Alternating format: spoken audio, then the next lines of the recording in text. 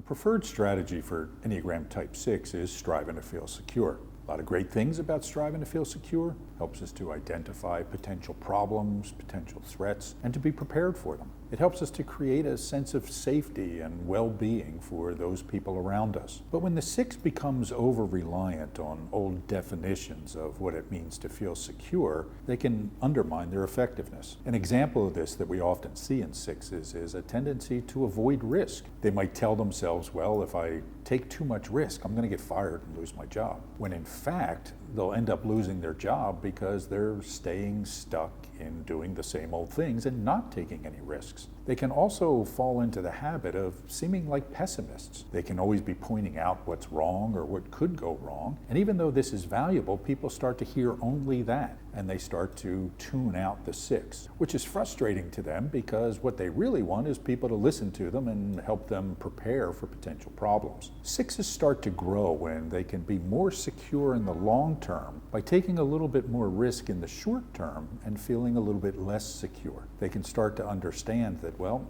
if I take a measured risk now, I'll be safer in the long term. If I learn to say the occasional positive thing, then people will keep listening to me, even when I say the negative things. 6s also benefit from the practice of what we call gathering evidence.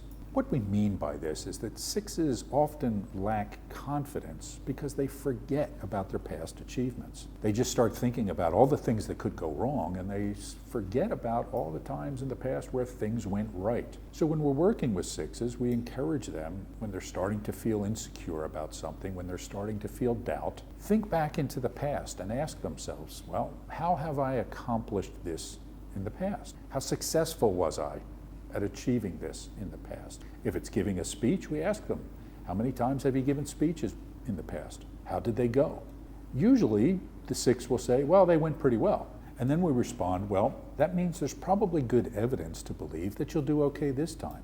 And if you don't feel like you did so well, what are the things you can do to prepare to do a better job this time? So the practice of gathering evidence is not to build up a false sense of confidence. It's not to pump up the 6, but it's to help them get grounded in reality of how things went in the past and how things will likely go in the future and what steps they can do to ensure a more positive outcome. So if you're working with a 6 or if you are a 6 yourself, practice rewriting what it means to feel secure, recognizing that greater security in the long term often means feeling a little bit less security in the short term, but it's worth it, and practice gathering evidence about what really happened in the past and how that might affect your future.